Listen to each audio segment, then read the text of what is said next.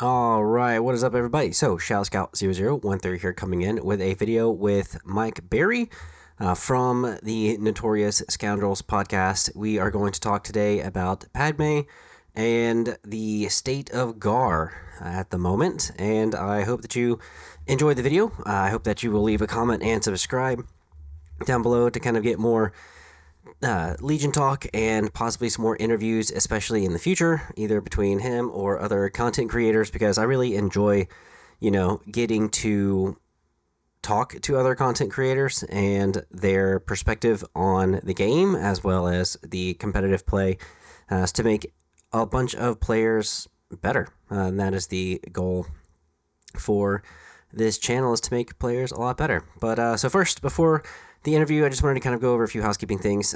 If you haven't already joined the Discord, head on over to the Discord. There you're going to be able to find people who are in the UK who are able to post. Victoria, she was able to post the, you know, photos and sprues of the general, and also, decided to show us the many different styles and stuff that they offer, as well as a little, custom General Kenobi that looked pretty cool. I thought, getting to swap heads. So this, custom General stuff looks extremely fun to build. If you're looking for different ideas, or you are talking about the lists that you are going to be playing at tournaments, or if you're interested in building a list and you need some help, this is a great way to kind of get some help, even list help for new players. If you've got questions, you could talk to us there. For Tours of Duty, if you wanted to play Tours of Duty and you kind of wanted to talk to people in here, I've posted an Empire Tours of Duty. Goatman has also posted some, and Business Cat has played some. So if y'all are interested, definitely come in there and start chatting away about your Tours of Duty campaign.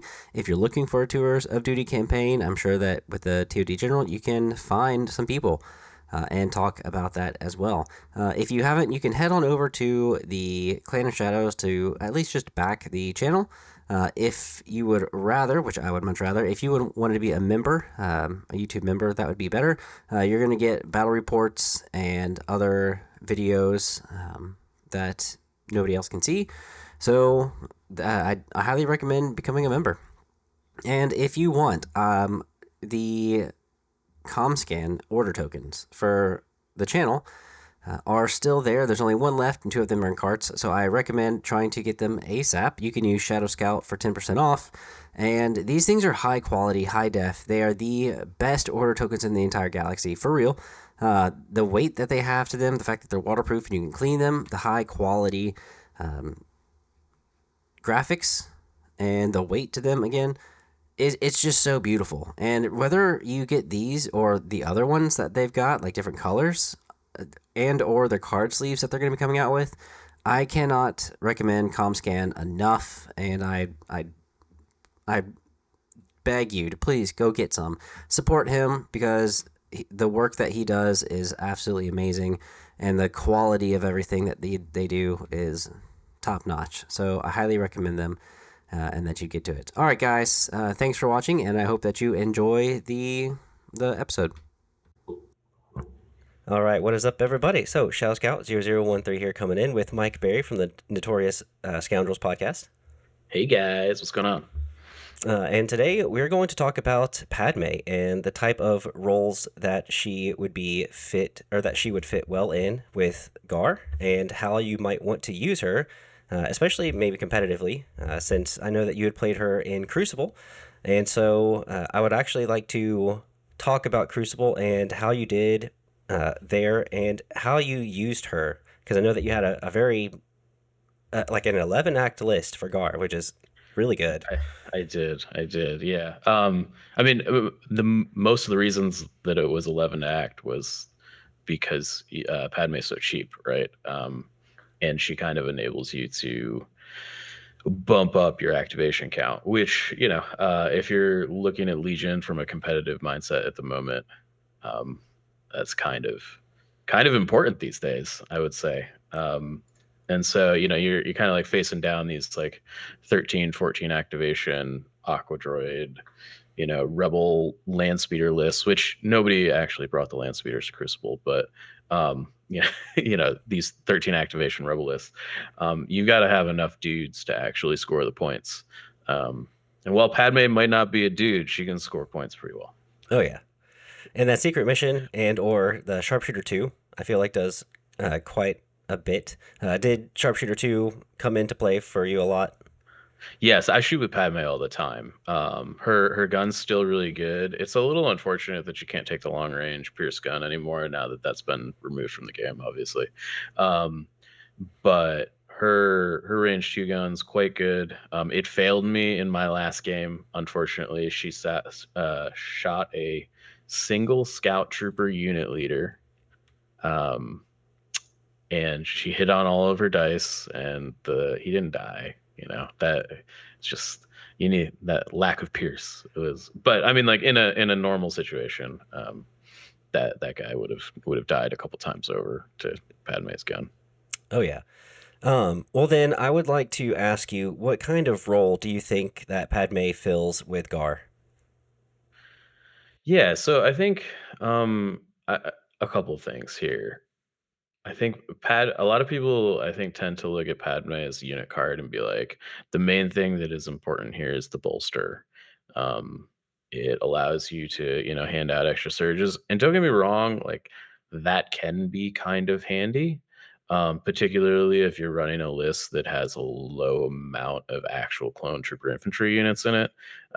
Like the list I was running at Crucible only had three, so you're only starting the turn with like reliable three. I also had Echo, so it was four technically. But actually, no, not in the Crucible. That was the one I ran at Nova. Had Echo. Anyhow, so if you're kind of light on surges, the bolster can sometimes help.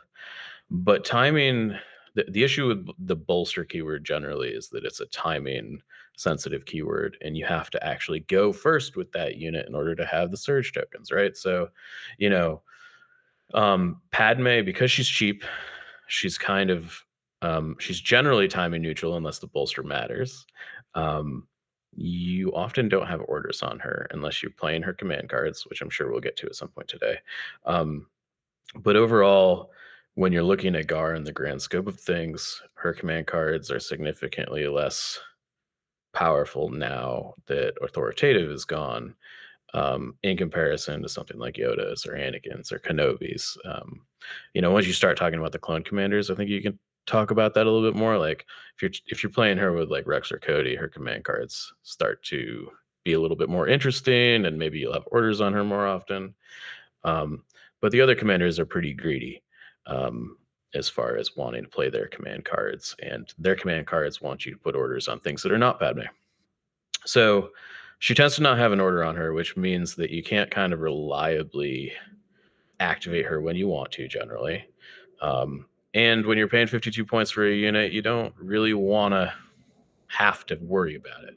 So, you turn one, Padme will often like, double move onto the battlefield, trigger agile a couple times, be kind of defensible. Turn two, turn three, that's when you can kind of like think about the bolster stuff. Just because like that's when the gunfight's happening. And generally, in order for Padme to contest a point that is in enemy territory, she's kind of got to get into a dangerous hot water, which while agile and nimble are super good, um, it can be tough. Although I will say one of the cool things that I did at Crucible was that Richard Labor played what is it, Moment of Consideration, Gideon's 3-pip that hands out the standbys. Yeah. Yeah. So he Moment of Consideration and handed out three standbys to three super squads. And I was like, I'm not sure how I'm gonna handle this. I like went to my bag as my first activation of the turn because I had priority. I pulled Padme. I was like, you know what? Screw it. Padme, go pop them all. So she moved once, triggered agile, picked it for the dodge token. She moved again, triggered all three standbys, and lived because of nimble and just like cover and stuff like that. Um, so she can kind of like just sometimes be the thing that is expendable, which I guess is the thing that I'm kind of trying to get at here, is Right. that she's pretty durable. I would say she's more durable than a clone core unit that doesn't have anything on it, um, which allows her to kind of just be on the battlefield and go wherever you need her to go. Um, and because of agile, you can kind of do that and have your defenses up at the same time. Clones are just kind of like, yep, we're double moving onto the point. Hope we live, guys. Whereas Padme is like, double moving onto the point. I've got two Dodge tokens, heavy cover, and nimble. And that gets you a pretty far away. In addition to the fact that against some shots, she might also have backup. Um, because she's an operative, she can pick that up, right?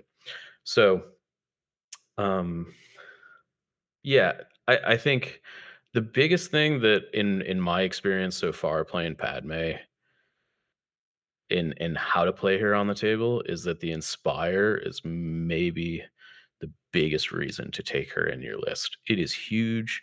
It is really, really important. And most people forget that she's got Inspire at all.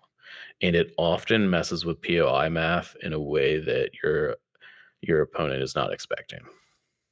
Yeah, I remember that you had mentioned at Crucible that Inspire actually might have saved you for something at some point, or It, well, it's huge for a lot of different reasons. The POI math is one thing, but I have basically started throwing bring them to heal in every battle deck that I play her in, just because you just like pick up a couple suppression at the end of the turn, and it messes with your opponent's trying to um, you know s- put suppression on all your units or win the numbers game at the end of the turn.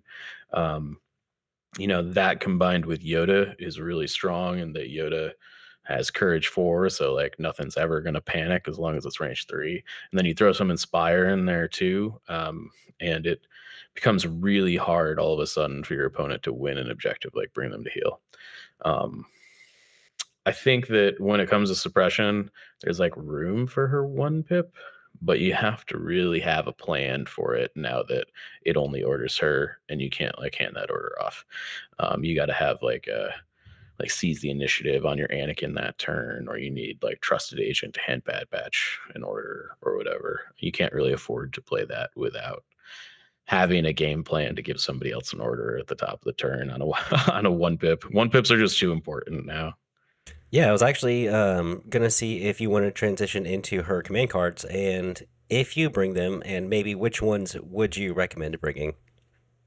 Yeah, so I think let's start with the one that I would recommend bringing like 85% of the time, and that's aggressive negotiations. Aggressive negotiations is really, really powerful. It's the one that it's a 2 pip. It allows you to take a speed 1 move, get a name token or a dodge token on the 2 units you order, one of which has to be Padme. Definitely used to be a little bit stronger with being able to hand that off with authoritative, but Padme getting a free move is also not the worst thing with Agile. But being able to move your Bad Batch or move your Yoda or move your Anakin or your Kenobi at the top of the turn before anything happens, also very strong. And frankly, just giving like a clone top of turn aim or dodge is also pretty good if you don't have anything better to do. Um, so I think one of the big things that I use aggressive negotiations for is when a lot of times when you're playing force users, your opponent will attempt to disengage them towards the end of the turn to like force you into activating them early or something to that extent. And often you can just use aggressive negotiations to like nudge your guy back in melee before things and they get an order before things get out of hand and make them safe. So that's really helpful. But her other 2 command cards, I think, are pretty situational. Her 1 pip, which is I'm forgetting the name of it off the top of my head. Our fate is in your hands. That one. Really powerful effect.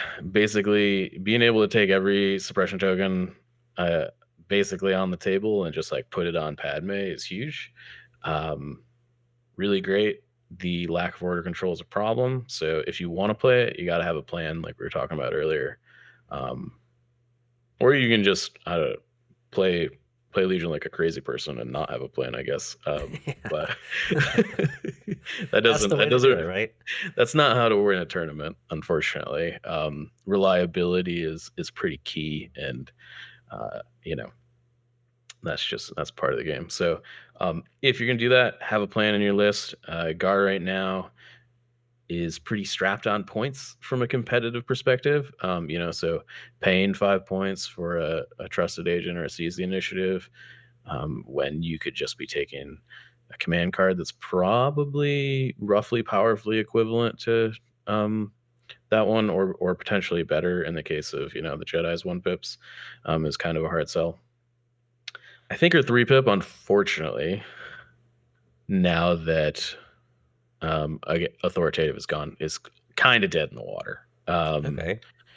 I think the only situation where I think it's kind of okay is if you are playing like Rex, Clone Commander, Fives, Bad Batch sort of situation, and you are like, okay, I can divulge this, give Padme an order, and then like I can also give like Fives and Bad Batch an order on turn one.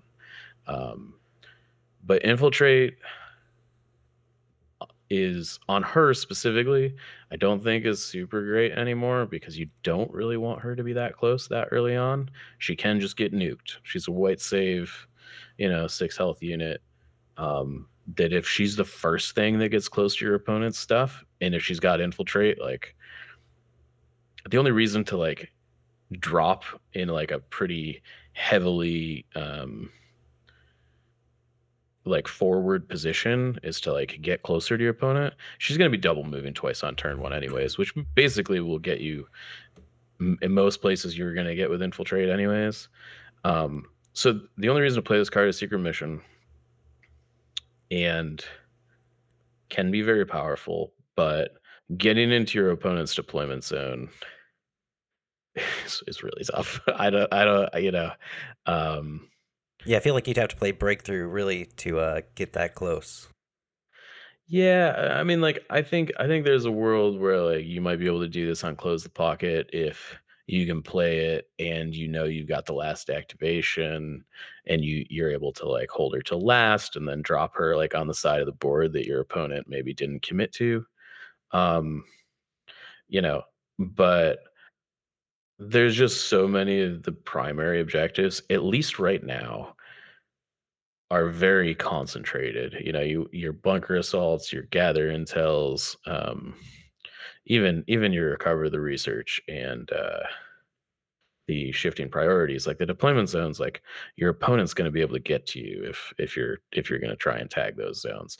I kind of think it's close the pocket or breakthrough, and depending on the list you're playing, you probably want to play one of those as a primary, but not the other. Like if you want to play breakthrough, you're probably playing Bad Batch and Fives, and if you want close the pocket, you're probably playing a Jedi with Force Push. But generally speaking, you're probably not going to be both of those things, um, which is tough when kind of figuring out when you want it. So I think that's kind of like how I generally feel about her command cards. I do take her 2 pip in most of my lists. Right, yeah. Now, does that free move also trigger tactical and or agile? So it's not a standard move, so I don't believe it does. Unlike the scout and stuff, I believe is a move action, Mm-hmm. as I understand it. So I don't think so. I could be wrong on that, but I generally do not take the dodge token because I'm pretty sure you can't. Okay.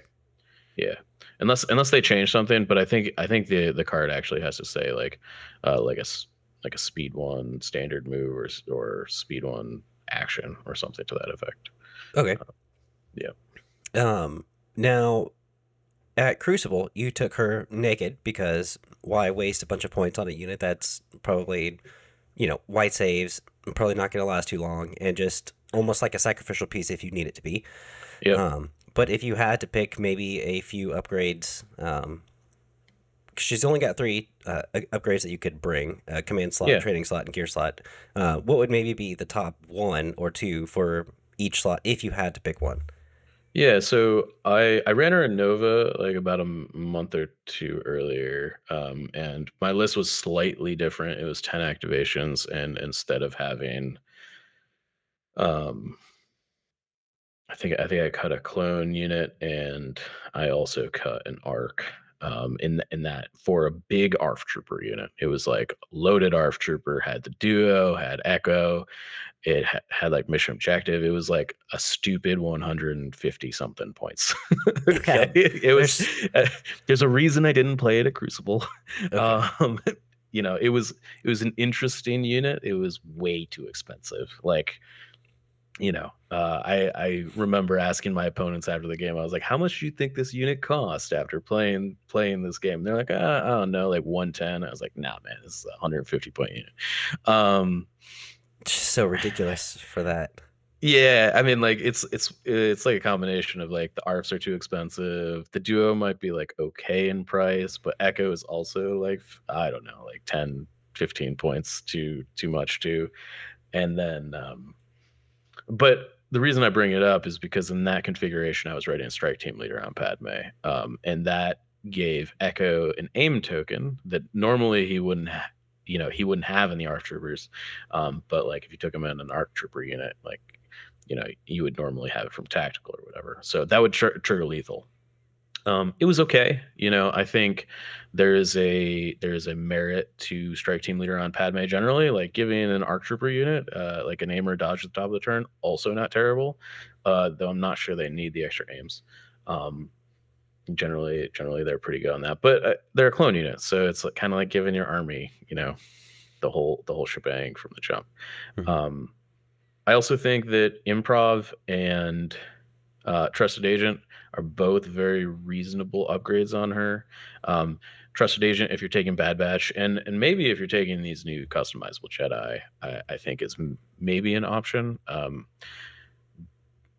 Improv's just good, but again, that's one of those upgrades that, like, if you've got 5 points in GAR, like, maybe goes into something more important. Um, And then I think the last upgrade that I might consider on her is, I believe it's Inspiring Presence, though I could be getting the name wrong. That allows you to use her courage out to range 4 as a courage bubble, Yeah. um, which is kind of nice to. Um, she is the only non Jedi character in the Republic faction that allows you to kind of get up over the courage value of 2. So she's a really cheap way of doing that in like a Rex or Cody list. Um, so that's always an option. I do think that it's worth looking at if you are running her with like just Rex or just Cody or just the generic or whatever. Um, because having your clones panic on 4, while they probably won't panic like during their activation, just like having them not like panicked at the end of the turn gets a lot harder when they got to get to 6 instead of 4. So Right. Well, yeah, I think that's. I mean, I don't really think there's any gear stuff that you'd even give her, because that, it's like, maybe prepared supplies. Like, I think that's the only one that I would really consider. Again, though, it's like, do I want to make this 52 point unit like more expensive uh, for prepared supplies? Probably not. All of the other options we mentioned there like have like list building ramifications and utility, whereas prepared supplies just like makes her a little bit harder to kill. Which she's 52 points, man. She dies, she dies. you yeah. know. At least that's the biggest positive, is that the fact that she's literally like cheaper than what a clone core 56. Yeah, I think it's funny. If you asked me 3 months ago, I was very much on the Padme's too expensive camp when I think she was at 60. And now that I play her a bunch at 52, I'm like, she probably wasn't too expensive at 60. But it feels a lot better now that she's at 52. You know, um, I think as competitive Legion players, we tend to get into this mindset of like, this thing is bad, it's very bad, don't therefore we don't put it on the table and like think about it critically and constructively. And also, when you run a podcast, sometimes you got to be like, hey, it's bad just to get the views, um, and get people riled up, and get them talking. So, Yep. um, I think we can sometimes get into a trap where if you don't play something enough, you won't actually kind of get to lay the land. And I definitely think, like, you know, um, you just kind of have to have Padme save your bacon with his Inspire a couple times, and then all of a sudden it's like, yeah, she's just a clone infantry unit that picks up some suppressor tokens, sometimes shoots some dudes, and lives most of the time. Like, that's worth 52 points. Yeah, in most lists. Yeah. Now I know that you've kind of briefly in passing mentioned that Rex, Cody, maybe like the generic. Are there any real good pairings that you would pair with her? Because I know that Yoda you've paired her with, and you've mentioned those other ones. But I'm wondering, like, why pair her up with other stuff, and or I mean, there's no really real point in asking why take her above anybody else or above anything else, because we've already kind of talked her up. We don't really need to. If someone wants to bring her, they'll bring her. Yeah. But if they were going to bring her, what options should they have to pair her up with to make her worth her points rather than just out on her own? Sure. Yeah. I think the nice thing about Padme is she's kind of agnostic in the list that you're running for the most part. I think if you're running like three barks, two ISPs, it's sort of shenanigans, and you've got a bunch of vehicles and Inspire might not matter, like, maybe leave her home. But I actually think that, you know, in I don't think she's got any like super fantastic pairings from like a this is like a home run, all star, grand slam sort of thing. Nothing like Cassian and K2 or whatever, right? Um, but I do think that she's just like abundantly good with everybody, kind of. She's just adding +1 to the activation count is always really powerful, and um, yeah, I mean, her. I'm trying to think if she's got like any like kind of like card combo-y things, the answer is sort of no, because it's really just her two pip, and getting a speed 1 move on basically all of the things she's teaming up with is going to be pretty powerful. I think it's probably better on Bad Batch and the Jedi. She's probably a little bit less powerful with Cody and Rex, but in when you pair alongside Cody and Rex, or even Ahsoka, maybe in this category, um, those lists like need extra activations because they don't have the force push, right? So like she's bringing the things that she's bringing to those lists are kind of more important in that she's adding your activation count. Where with the Jedi, it's like the command card matters a little bit more, right? And so she's bringing her different parts of her kit matter more, and I guess with certain characters, I guess is how I would answer that question. With all of that being said, I think if you are going to take more than 3 clone infantry units in your list, the fourth clone infantry unit should basically always be Padme. Okay. Yeah. Well then, I think that mostly covers Padme. I wasn't sure if you've got the time, if you would want to even just talk about like the state of GAR now that the like the generic Jedi and operatives are Sure. out. If you want to talk about it, I don't know if you've mentioned it already in another podcast or not. Yeah, I mean, I don't think we've talked about it wholesale on Scoundrels, so I definitely, if you want to talk about it, we can definitely talk about it here. I think, I have 2 points here that I think I would love to hear your thoughts on too. And I think the first one is that I think the new customizable Jedi packs are obviously, you know, I think for me a little bit of not what the faction's looking for at the moment.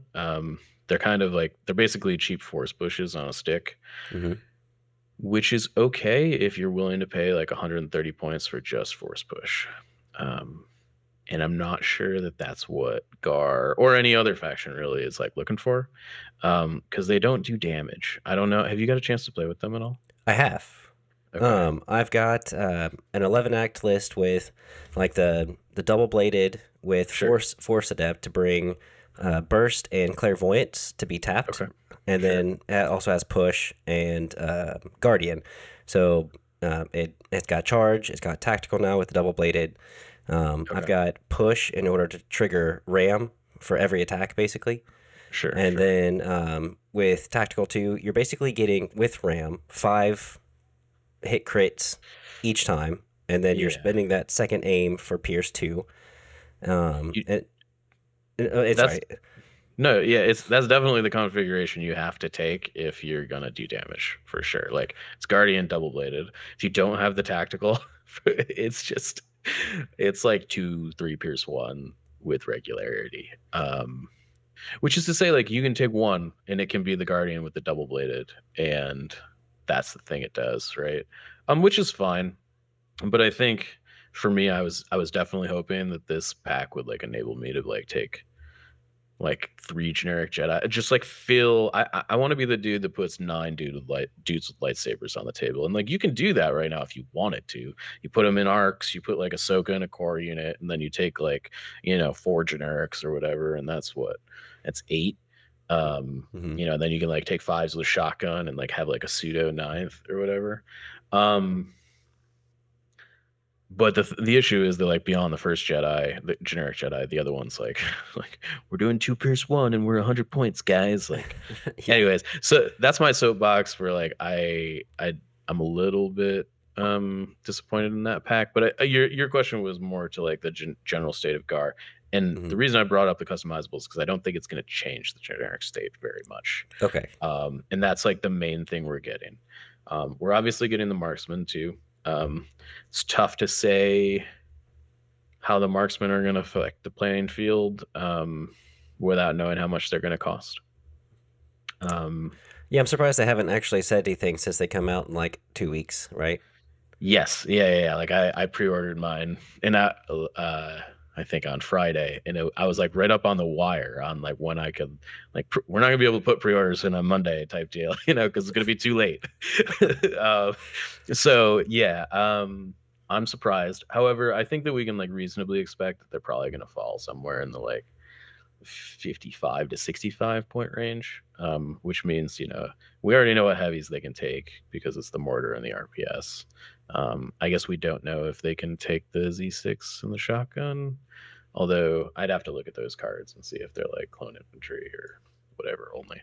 Mm-hmm. Um, but we know that they can take the mortar and the RPS. And those are what, 22 and 23, I think, or they're 20 and 23, Yeah, I think. yeah. Yeah. Mortar's 20 and RPS 23. But that means like there's going to be like a pretty low um, ceiling on the dice pool unless you super squad it. I'm not even sure. Do you know if they like have confirmed that the marksmen are coming as super squads? I have no clue. Okay. So yeah, I'm a little bit scared that the marksmen are going to come in and they're going to be like what shores were originally, because I think, obviously shores have come down like 30 to 40 points in price with the super squad and everything, like the heavy and all that attached. Um, I can see the marksman being super pricey, but I think the fact that you can share the dodge tokens with the marksman are going to be huge. Mm-hmm. Um, Now, I think obviously like Yoda's going to be good because of the aims, but I also think that even if you were to bring the customizable operative for the acumen to be able to mhm. guidance a core, I feel like that should still be pretty decent with them. Yeah, Eh, yeah, and I think, even Anakin, I think, might actually be okay because Anakin's 3-pip hands out some aim tokens, right? Yeah. You like slap dug in on two marksmen, hand them orders that'll have aims and dodges. So they'll have long shot and the dodges like ready to go. Um, that seems decent, and if they'll have face ups for dug in too, so you can hold them till the end of the turn. That could be very powerful. Again, it's going to depend on if the marksmen are 150 points after you super squad them or not. I think. I mean, I would assume that they're going to come with super squads, especially since Shores at least have them. Yeah, And I just think that they, at least with prepared positions, the RPS and the mortar is actually going to be useful now, round one. we'll see. Uh, We'll see. oh yeah, I mean, I would assume that people are probably going to bring the RPS over the mortar in some instances because of the extra dice and because impact is at least in that pool. Um, Maybe I think on the marksman specifically, the mortar actually might be a lot better than the rocket because the marksmen are not bringing their own surge tokens to the table, which means critical becomes much more valuable. Critical already is like pretty valuable generally, but a lot of times in the clone, if you got 4 or 5 clone infantry running around, you'll probably have the 2 surge tokens to like spend your own, share another one, make the pool surge. But if you're taking marksman, that means that some of your clone infantry slots are getting devoted to these units that don't have surge tokens, which I can see being a potential problem in a Republic army generally. I see people like um, it actually, this is something that really bothers me. They're like, oh my god, it's GAR, they're surging, I can't believe they're just always surging all the time. I'm like, yeah, no duh, that's why we pay expensive costs for our units. If we're not surging, we're just like really expensive empire. right. Like, um anyways, It just yeah, and I was even talking about like the fact that even Empire, with their lack of surge, it devastates the entire army. oh my god, we were talking before we jumped on the call about I've been playing Empire the last couple like local tournaments. And the amount of times my opponents just like shot my stormtroopers, and I've just like picked up the whole squad, and I'm just like, yep, these guys are dead, and like just full to dead, one go. If that happens to a Republic player, like the game is often just over because we don't have enough units to like kind of come back from that. And our units are generating value to the point where like if you lose a unit wholesale like that in one go, like it's just you lose you don't just lose the unit, you lose the surge tokens that come with the unit or the dodges or the aims from tactical or whatever, right? Hmm. um so Now I know that I think is it Ragnar on the Legion Discord that posts like each month the yeah, the faction win rates and all that stuff. yeah, Isn't Gar usually third for the most part? it's definitely in the middle of the pack. I think right now the latest one he posted it's at 48%, and I think um I'm so I think that those numbers are very helpful. I will say that I'm very cautious about statistics like that, just because I think the majority of Legion games that are reported on Longshanks,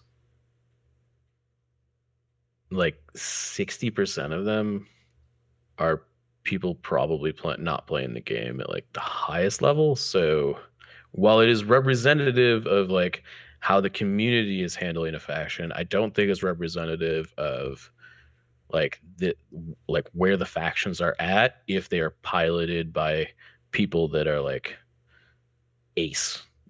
It's like, if Austin Miller or Nicholas Bukaya was like piloting every list in a given matchup, like would those numbers look the same? I'm not so sure. Um, and so I think it's important to like keep that in mind from a like looking at the number standpoint. I think they're generally like the yeah, separatists are pretty good right now, right? Empire is still kind of like suffering a little bit, but I think that might also be because we're still figuring out what Empire is trying to do, right? Like if you were to like parse out Remnant from those Empire statistics, I would be interested to see what that looks like. If you just take Remnant like right out of it and like make that its own faction, if those win rates go up to like 60% and then Empire drops a couple. Because Remnant's hella strong, Oh right? yeah, definitely. Um, so I think you could say the same thing about Ewoks, right? I'm a big proponent of I think every battle force is basically its own faction. Some are more like that than others. Like 501st is like it's still kind of Republic, right? Echo Hmm. Base is still kind of Rebels, but Ewoks, you can just take a bunch of units that you like can't have anywhere else, right? Like Right. that's like literally another faction. Hmm.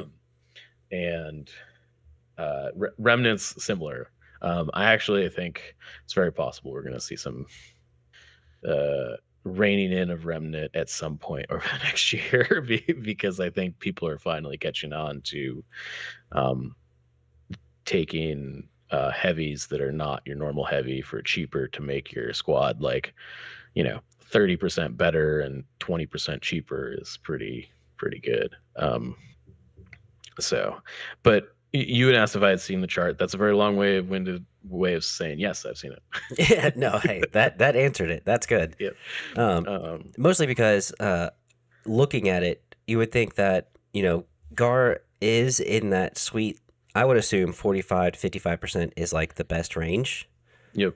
and we'd still see CIS staying at the top no matter what, Hmm. and Rebels is still outputting really really well, Yep. and people still complain about Gar for some reason, as if they're still overpowered. Yeah. Yeah. It's interesting. I definitely think I get it. It sucks to shoot into Republic units and have them not die. I think that's like very frustrating, particularly in the new game mode, um, where things kind of feel like they're supposed to die quickly. And generally, if you're shooting things that aren't Republic stuff, they do. They kind of like you point something at them, and if you point enough stuff at them, they die.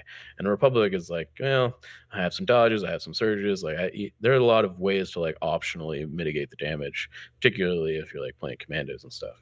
Um, they can be frustrating to play into. Um, and I also think, you know, again, kind of going back to those numbers, I think some of the CIS and Rebel stuff is largely dependent on a lot of the winning lists that we see in those factions are like 13 to 14 activations. Um, and I think when you are playing against it, it's very if you're not used to playing against high activation lists, those lists will often win before like you even start the game, in that like if they've got like a couple really powerful things at the tail end of those activations, like let's say two aqua droid units or two land speeders or a couple sleeper cells, like the game can literally just be over on turn one if you miss deploy, Yeah, right? definitely. um and so there's a certain amount of percentage points that they just kind of get from but winning games that maybe if their opponents had deployed a little bit more cautiously wouldn't have happened. um I don't know. I do think the Republic generally at the moment is in a weird place. I think a lot of the like heavy weapons and stuff aren't worth taking. um and like them nerfing arcs, I think arcs are like such a weird unit, because they're like still very powerful, but they also feel like kind of too expensive. Yeah, Like it's weird because I think if you put that unit in any other faction and was like, you can take this for 90 points, that faction would be like, yeah. And I'm looking at it in Republic and being like, I don't know if I want this. Um, because why I've not just take definitely, arcs? yeah, yeah. But I've kind of been trying to like I've been fighting against a lot of these remnant lists lately, and I have started to I'm coming around. I think on the Republic Super Squad thing. Um, I think they're starting to look a little bit more attractive with people taking these more beefier units. You know, um, if you take just like a clone infantry unit and super squad it and take no other upgrades, I think it's 112. If you compare like the durability of that unit to like an arc unit, which is 90, it's like night and day difference, Yeah, right? The clone infantry squad's got basically twice as much health, plus it's bringing the surge tokens, right? right. Obviously, the arc unit's got a medic, but um, I don't know. Yeah, I think that there's a little bit of room, I think, to explore the Republic at the moment, but I do wish that like the heavy weapons and stuff were a little cheaper. Um, I think the vehicles particularly the saber tank is maybe a little bit on the high side still. And man, duh, we can just not talk about Wookiees, right? They don't they don't really exist at the moment. Right. Um, Except in the Battle Force alone, and even then, it's even just then, I I think that Battle Force is dead. I think I could be wrong about that, but I think in order to unless they introduce like new units that don't presently exist, I'm not sure that you can fix that Battle Force and have it be like super healthy. Like, and by fix I mean like make it good without having it be like particularly oppressive. Um, because fighting against like in a situation where it is good, it's like, oh, I have 9 units of aqua droids, like um that's not really fun for anybody. So I don't now know. that I was gonna say there's about two or three different things that I wanted to also ask you to talk about. Sure. One, you'll have to tell Isaiah to reach out to me and say I'm sorry because of the clone commando that took about like 8 different shots and still survived and Hmm. would not leave that point. Secondly, I know that Empire is getting the Mud Troopers, and Sure. so their core is going to be expanding quite a lot. While um, the GAR only has marksmen now at this point coming out, and the regular clone infantry. So there's not very many um, like options for clones, and I think that Yep. that is maybe something that if you would want to touch on, you can. But I know that the fact that there's so many of them, and thirdly, the super squads. I was going to ask you if you think GAR's going to be doing better with fewer acts, bigger, beefier units. Not quite 6, if you wanted to say, but maybe like 8, or if Uh, maybe high activation's better. yeah, I mean, I think we're kind of going through a I think I'm gonna tackle these in a reverse order. Okay. So let's start with super squads. I definitely think there's room to uh, kind of innovate at the moment. It sort of feels like people are changing the way they play the game a little bit. People are definitely being a little bit more cautious than they were 6 months ago. Before, if you like 6 months ago, everybody's kind of like rushing to the points, killing each other like ASAP. This is ready to go. Um, in a situation like that, arcs are very good. Commandos very good, but people are not doing that as much, which means I actually think the value of arcs have like gone down pretty substantially, which means like what are you putting in Republic lists to replace them? I think the answer is probably super squads. Um, I don't think that we can really afford to also give up activation count in a lot of the lists we're playing right now. Like you're often, I think the benchmarks for me are you need to, if you don't have force push and you're playing Republic, you should probably be at 11 activations. If you do have force push, you need to be at like 10. Um, I think that that probably still holds true. There's room for super squads in those situations, particularly with like the new like if you take the new generic and you're like, okay, I've got like 130 point force push. This is probably okay, right? You also you can even like I think force push on the operative is also very fine as long as you're playing the one pip Okay. Yeah. because you're recovering it for free. 2 uses of force push will often be enough, right? Right. Maybe you can take a recover action on another turn if you need to, but you know, often like most Jedi are only using force push like 3 times a game, anyways. So you know that one pip will get you most of the way there. So I do think that like super squads could be a thing. I'm like really hesitant to say that you should go below 9. Um, while CIS and Rebels are like at 14, and it would be one thing if they were like bare bones 14, but they're like 14 with like I've got 3 or 4 characters. I've got like either Geos running around or Geo Supers. I've got Aquas. I've got Droid Deck. They just like have all this stuff that you actually have to have firepower to chew through. Mhm. Um, and while also contesting points, which means you need firepower and you need to be able to spread. The issue with the low act list is that I think you often can lose the game in deployment.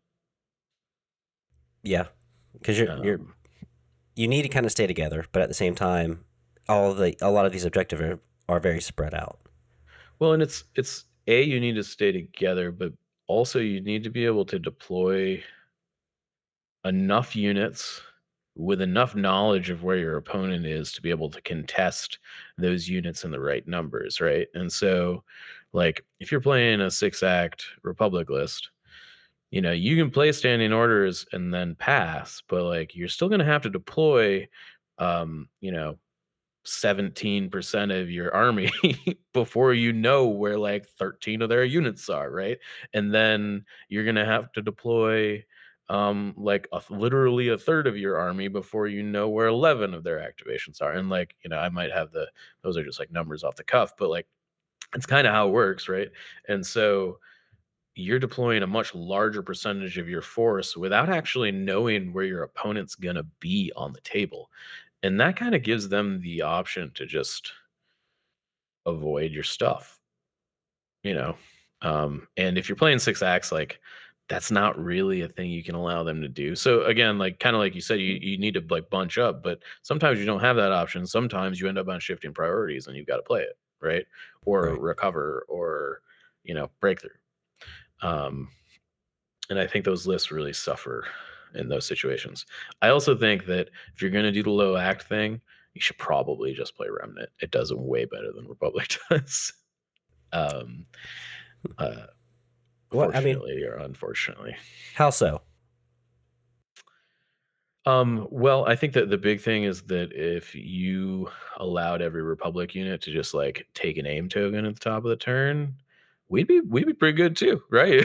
Like if every super squad you had could just take a dodge token or an aim token, um, yeah, I think that I'd play, 7, 8 activations in Republic and start thinking about it. But that's like that's because that ability is really, really good, and it's in a battle force for a reason. So Right. I don't know.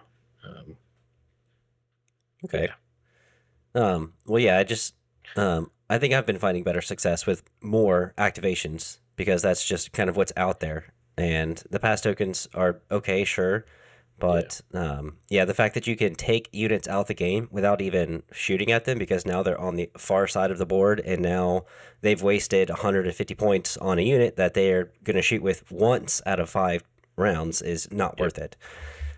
And so I think that's why those higher activations for me are much better. yeah. And I also think like the higher activation lists that we're seeing do well are also not only higher activation, but they're what I would classify as high mobility lists. They have a lot of units that can move either speed 3 or move 3 times in turn, whether that's land speeders or geos or staps or whatever, right? You know, um, maybe there's a Luke in there with burst of speed or Dinjar and like or Clan Ren or Sabine or whatever. These are fast units, and Republic, since that's kind of like the frame where we're attacking this from, doesn't I wouldn't say our stuff is fast. Mm, Like that's not. I mean, I think you could put Bad Batch in the fast category. You could put Barks in the fast category. You could put ISPs in the fast category. But the rest of our stuff is like it's hoofing it. It's like we've speed two, and if we're arcs, we get to charge if we made melee. But we're not flying around like geos or staps or din with relentless or whatever. So we kind of have to you have to play the game a little differently at that point, right? right. You know, so um, yeah, I think that's where I'm coming down on like the low axe super squad thing. I am don't tell the people in 2 weeks that I'm playing against. I am planning on bringing like an 8 activation, just like literally all bodies list to the next tournament that I'm playing. It's basically Rex, Bad Batch, and 6 supers. Uh, Okay. Wow. we'll see we'll see how that goes. It's literally like the maximum amount of clones you could probably put on one table, or at least the max amount of hit points I think you could put on one table. One of the supers is fives and a shotgun. Um, so maybe like you could get like plus 2 or 3 hit points by throwing like a clone commander in there or something. But that seems less good than fives and a shotgun. Right. But you know, but I think that that's probably just like a less good version of what Remnant's doing. Honestly, but we'll see after I play it. But I also have just not owned enough clones to actually put that on the table until these new starter sets came out. So Yeah, that's the good thing about the starters is they're offering quite a bit for, the fact that now they're going to have what 22 clones in there now so that you can actually start putting full squads on there. yeah, and I really appreciate it in the starters. Have you opened the Republic starter yet? Not yet. Um, I always thought it was weird they released the Guardian as part of the ARF Troopers, but I think I think it's more indicative in the starter set why they did that, because it doesn't even look like the Guardian is like part of the ARF unit at all. I think they just threw it in the ARF box because that was like the first thing launching, and they're like, yeah, we can throw it in there. You can technically put it in that unit, throw it in there. It's like you've got the build guide for Kenobi, and then you've got the build guide for the Guardian, and then it goes immediately into ARC Troopers. It's like this is how you're supposed to do it actually, right? So I thought that was funny. So I'm sorry. Do you remember what your second question was? Because we've talked about Super Squads and I haven't heard. The lack of choice in Republic. There's not very many options because there probably are so many types of lists that you want to bring. So, like, yeah, you're probably going to bring Cody and vehicles. Yeah, you're probably going to Yep. bring Rex and a lot of clones and just benefit from the scouting party, maybe with Bad Batch. And then you're probably going to bring a Jedi and then a low activation list because they're probably so expensive. Yep. And there's only two core options and really only maybe like two special forces options.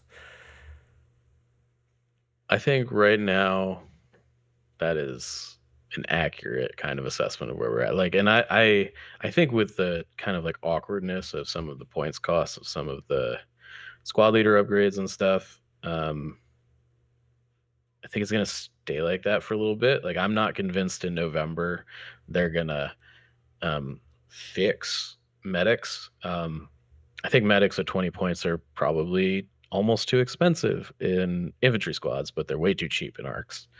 Or maybe not too cheap, but like, you know, clone commanders are too expensive, and definitely too expensive in clone infantry, and probably too expensive in an arc. It's weird, because these things can go in a core squad, but can also go in a special forces squad. It makes nailing the points right, I think, really difficult. I think my suspicion is that this time next year, we're going to have like twice as many squad leaders. Okay. And it is kind of my suspicion. And I think they kind of like unveiled the squad leader thing, and it hasn't really changed much yet. Like, we still have the fives shotgun unit. We still have like, we can do Ahsoka shotgun now. It's really the only addition. I would be really surprised if a year from now they had not expanded on that substantially. And I think it's even possible. I think we saw in the update to the 501st Battle Force document that they added Clone Captain Rex as an upgrade card, Mhm. right? Um,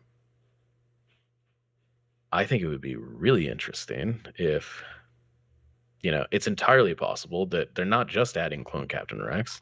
They could be adding Cody and like stuff in that update too. It's just there's no Battle Force to put them in, right? Right. Like, so if they're gonna drop new upgrade cards like they did a couple months ago, like every 6 months, I think it's very possible that there's just gonna be a ton of stuff to fill that spot.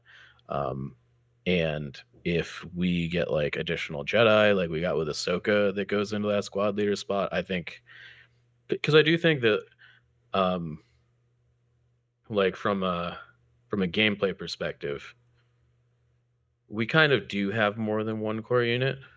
It's just right now there are really only two options to make that core unit a different core unit, and those two options are fives and Ahsoka.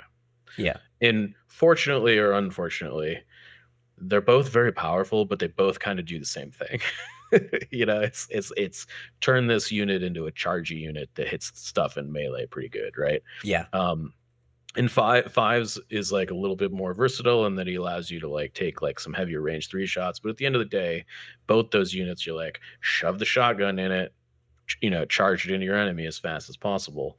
Whereas I think there are you know if they added like a squad leader that was like give this unit deflect, like things could get really spicy really fast. And if the customizable packs have told me anything, is that they're not afraid to put like new effects into the game that are like wonky and crazy, and that us competitive players are going to be like, oh no, that should never be in the game ever. Like, what do you mean you gave Empire command and control uplink? What do you mean you put slice comms in the game? Like, and like, so I think the door is wide open on what like clone infantry or clone marksman could actually be. And I actually think that like once we have enough choice in that slot, it might actually feel like we have more core units than most other factions do. Okay. Um, Just more versatility in each. yeah, I mean, I agree. Right now, it doesn't feel that way, and I think because, like, I think the heavy weapons and stuff are miscosted. I think, generally speaking, you should actually not take heavy weapons unless you're like doing something very specific with your GAR stuff. I think naked clone infantry is just way better than like taking clone infantry and a shotgun, unless you're doing something very specific, like with fives or with Ahsoka, right? Like if you're gonna invest the points to make those units, hit hard and do something functional, invest the points.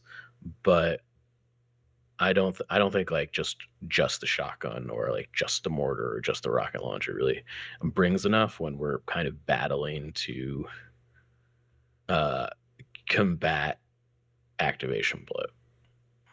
Right. Okay. Yeah. Um. Well, I think that's really all the main things that I wanted to hit today. So thank you so much for joining and getting your expertise on Padme and GAR, because I know that you are a very good experienced GAR player, for sure. Always fun to talk. I always around to talk Republic and make people mad. That's because that's what talking Republic does. People just get spicy and mad. They're like, "Oh my god, I hate this faction. I never want to play it against it again." But that's what us Republic players are here for. We're here to make you mad. That is the main reason and the only reason. So thanks for having me today, man. Yeah, man. Well, thanks everybody for watching. You can find him on Notorious Scoundrels on the Fifth Trooper podcast. And yeah, I'm Shadow Scout 13. Thank you so much, guys. Y'all take it easy. See you later.